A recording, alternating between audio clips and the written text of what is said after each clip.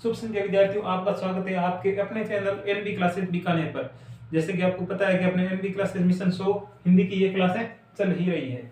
ठीक है, इसी क्रम में हम आगे बढ़ते हैं। अध्याय नंबर 9 लखनवी अंदाज अध्याय का नाम है।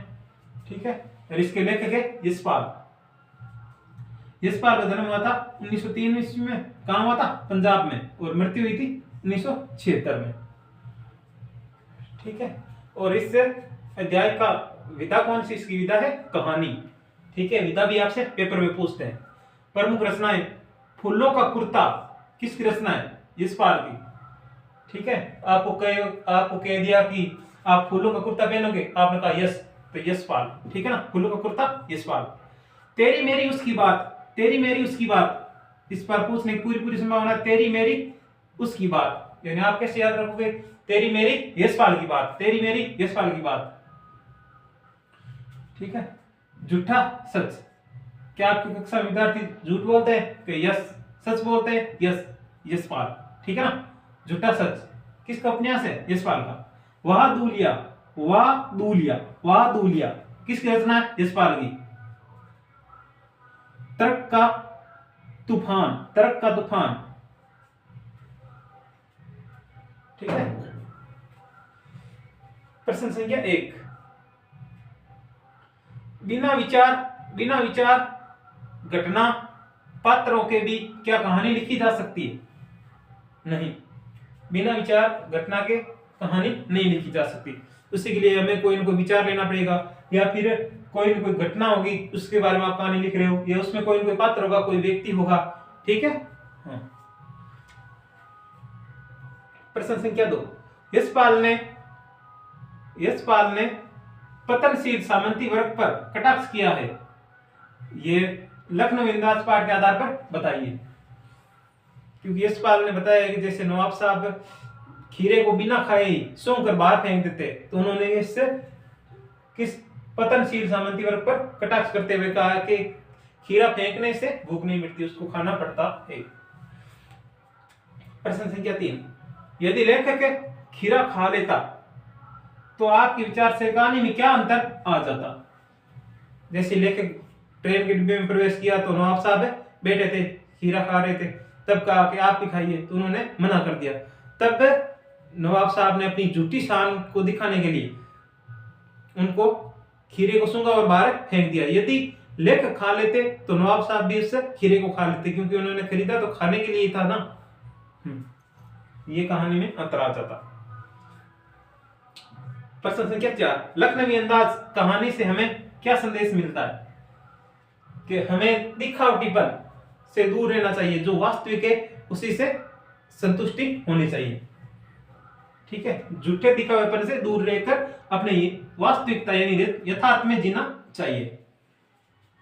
प्रश्न संख्या 5। नवाब साहिब ने अपने खानदानी रईस होने का भाव किस प्रकार प्रकट किया? ठीक है,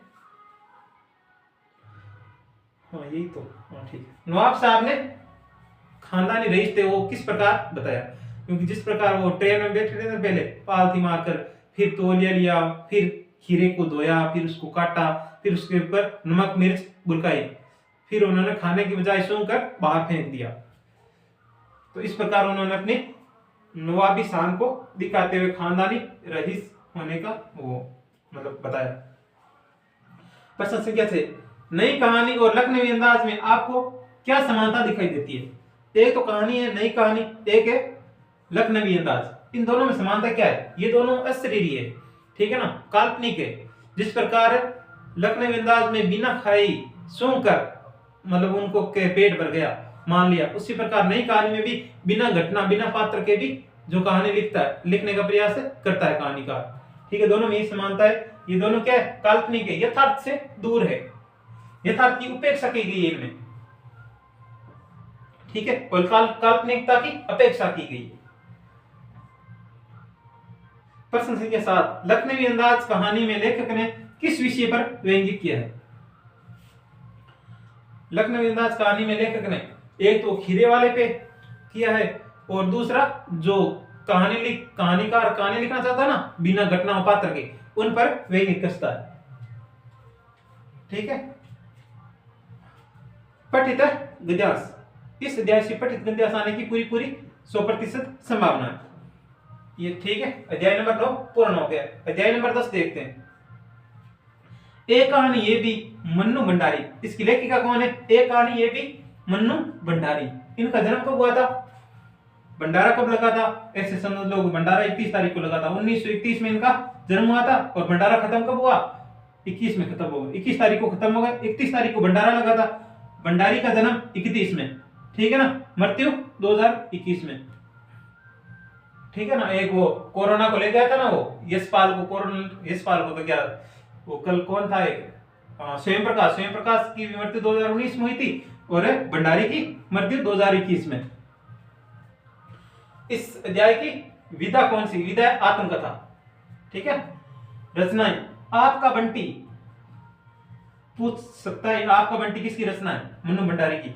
एक प्लेट सैलाब, मैं हार गई, यही सच है, महाभोज का भी ध्यान रखना, किसकी रचना है? भंडारी की है। और त्रिशंकु, ठीक है। अब बढ़ेंगे आगे। तो विद्यार्थी बढ़ते हैं आगे। अपना अध्याय 10 का हमने थोड़ा यहाँ परिचय देख लिया था। अब इनके देखते हैं प्रश्न उत्तर। प्रश्न संख्या 1, लेखिका के व्यक्तित्व पर किन किन व्यक्तियों का प्रभाव किस रूप में पड़ा था? लेखिका के व्यक्तित्व पर 2 लोगों का प्रभाव पड़ा था, एक तो उनके पिताजी और एक इनकी कॉलेज वाली मैडम प्रोफेसर शीला अग्रवाल, ठीक है। पिताजी तो उनको घर में जो बहसें होती थी, राजनीतिक बहसें, उनमें शामिल करते थे। फिर आगे का काम शीला अग्रवाल उनको क्रांतिकारी और विद्रोही बना दिया था, ठीक है। प्रश्न संख्या 2, इस आत्मकथा में लेखिका के पिता ने रसोई को बटियार खाना कहकर क्यों संबोधित किया है? क्योंकि उनके पिताजी का मानना था कि रसोई को बटियार खाना कहना यानी रसोई में खाने पकाने का काम चलता रहता था और वो अपने संतानों को इस खाने पकाने या घर के कामों से दूर रखकर एक प्रतिभा संपन्न जागरूक नागरिक बनाना चाहते थे, ठीक है। इसलिए उन्होंने रसोई घर को बटियार खाना कहकर संबोधित किया है। प्रश्न संख्या 3, एक कहानी ये भी कि पाठ के आधार पर बताइए कि लेखिका ने अपने पिता से वैचारिक मतभेद थे, उनके और पिताजी के दोनों के विचारों में मतभेद कैसे थे? क्योंकि पिताजी चाहते थे कि इनको राजनीतिक चर्चाओं की जानकारी हो, लेकिन घर के भीतर भीतर ही, 4 दीवारी के अंदर ही। लेकिन लेखिका घर से बाहर निकलकर अपने जो भी अपने ज्ञान का प्रदर्शन करना चाहती थी, या जो भी उन्होंने प्राप्त किया वो लोगों को दिखाना चाहती थी, ठीक है। प्रश्न संख्या 4, आर्थिक स्थिति खराब हो जाने पर भी व्यक्ति के स्वभाव और विचारों में परिवर्तन आ जाता है, ठीक है। उनकी घर की आर्थिक स्थिति ठीक नहीं थी तो वो व्यक्ति कैसा हो जाता है? शक्ति, अहंकारी, इस प्रकार का व्यक्ति हो जाता है। अपनी शुद्ध भावनाओं को भूलकर झूठी शान रखने वाला, अपना झूठा प्रचार करने वाला व्यक्ति, जिसके पास रुपए की कमी आ चुकी है तो वो झूठी शान बघेरता है, यह बताता है। प्रश्न संख्या 5, लेखिका को देश चिंतक बनाने में किसकी भूमिका को महत्वपूर्ण मानते हो और क्यों? ठीक है, लेखिका को देशभक्त बनाने में किसकी भूमिका थी? लेखिका को देशभक्त बनाने में उनके पिता की भूमिका थी, क्योंकि उन्होंने घर पे होने वाली राजनीतिक चर्चा में उनको शामिल किया था। ठीक है, उन्होंने रसोई घर से दूर हटाकर और राजनीतिक बहसों में शामिल करके और देश की जानकारी उनको होनी चाहिए, इसलिए उन्होंने ये कदम उठाया था। दक्यानुसी विचारधारा, जहां मानव मन को हतोत्साहित करती है। दक्यानुसी यानी चापलूसी करने वाला, ठीक है। हतोत्साहित यानी जो क्या है, कॉम्पिटिशन लेवल कम कर दे, कॉम्पिटिशन। वही प्रकृतिशील विचारधारा मानव मन पर गर्वित करती है, ठीक है ना। प्रकृतिशील यानी आगे बढ़ाने वाली विचारधारा मानव मन को क्या करती है? गर्वित यानी गर्वशील बनाती है। एक कहानी ये भी के आधार पर तथ्य को स्पष्ट कीजिए। एक जन के पिताजी के मित्र थे दक्यानुसी मित्र, यानी चापलूसी करने वाले। वो तो उनको मन्नू भंडारी के घर से निकलना बंद करवा दिया था कि घर से बाहर लड़कियों का क्या काम है। वहीं उनके मित्र एक डॉक्टर अंबालाल, उनके मुख से प्रशंसा सुनकर लेखिका यानी पिताजी ने लेखिका का साथ दिया और उनको भी आगे आंदोलन में मदद की। प्रश्न संख्या 7, एक कहानी ये भी से आपको क्या संदेश है, आपको क्या संदेश देती है? ये कहानी हमें कई संदेश देती है। एक संदेश नंबर 1 कि अपने जो भी संतान है उनको जागरूक बनाना, ठीक है, और उन पर किसी भी रोकथाम नहीं करना चाहिए। ये थोड़ा मैं एक बार के लिए थोड़ा भूल रहा हूं, आप देख लेना संजीव पासबुक के अंदर, ठीक है। प्रश्न संख्या 8, लेखिका को अपने पिता से संघर्ष क्यों करना पड़ा? ठीक है, पिता ये चाहते थे कि मेरी पुत्री जानकार बने लेकिन घर से बाहर नहीं निकले। जिस प्रकार लेखिका ने भी उनका विद्रोह करते हुए घर से बाहर निकलना, नारे लगाना और अपने पसंद की शादी करना, इन दोनों में संघर्ष इसलिए हुआ था कि पिताजी चाहते थे घर पे रहे और वो चाहती थी बाहर निकले। प्रश्न संख्या 9, एक कहानी ये भी पाठ मन्नू भंडारी के साधारण लड़की से असाधारण बनने की प्रारंभिक पड़ावों को प्रकट किया, स्पष्ट कीजिए। क्योंकि पहले मन्नू भंडारी भी बच्चों की तरह घर में खेलती थी, लेकिन वही वृद्ध होने के साथ साथ अंबालाल और प्रोफेसर शीला अग्रवाल अपने पिता के सहयोग से वो लड़की क्या असाधारण बन गई, यानी आंदोलन में भाग लिया तो उन्होंने तीनों ने मदद की थी। प्रश्न संख्या 10, एक कहानी ये भी पाठ के आधार पर मन्नू भंडारी की व्यक्तित्व की कोई 3 विशेषताएं लिखिए। ठीक है, एक तो नेतृत्व क्षमता हो जाएगी, एक साहित्य रोचकता और एक विद्रोही स्वभाव। नेतृत्व क्षमता यानी पूरे कॉलेज के लड़के लड़कियों को साथ लेकर नेतृत्व करना, ठीक है। साहित्य के रोचकता यानी प्रोफेसर शीला अग्रवाल हिंदी विषय की थी, उन्होंने उनकी साहित्य लेखन में मदद की थी। और एक हो गया विद्रोही स्वभाव, उन्होंने विद्रोह करके अपने पिता के विरुद्ध अपने पसंद की शादी कर ली। ठीक है। प्रश्न संख्या 11, मन्नू ने अपनी मां को व्यक्तित्वहीन क्यों कहा? क्योंकि मन्नू भंडारी की मां एक और पिता का हर हुक्म मानती, वहीं दूसरी ओर अपने संतानों के कहने पर चलती, उनका भी हर हुक्म पूरा करती। इसी के चलते उन्होंने अपना कोई समाज में वजूद ही नहीं रहा। ठीक है, इसलिए लेखिका ने अपनी मां को महत्वहीन कहा।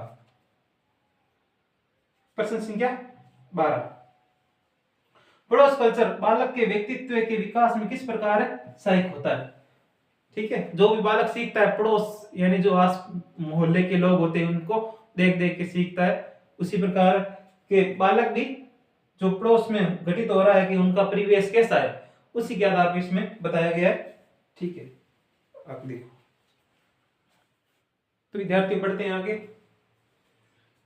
प्रश्न संख्या 13, एक कहानी ये भी लेखिका ने आसपास की संस्कृति के महत्व पर कैसे प्रकाश डाला, ये बताना है। तो लेखिका ने अपने जो मोहल्ले में यानी पड़ोस वगैरह में रहती थी वहां के लोगों को पात्र बना लिया, और उसके बाद उनको महानगर यानी फ्लैट में रहना पड़ा, तो उनको वो कड़ी अपनेपन की कड़ी टूट गई थी। ठीक है, तो इस प्रकार के मोहल्ले वाले लोग उसका सहयोग करते थे। उस प्रकार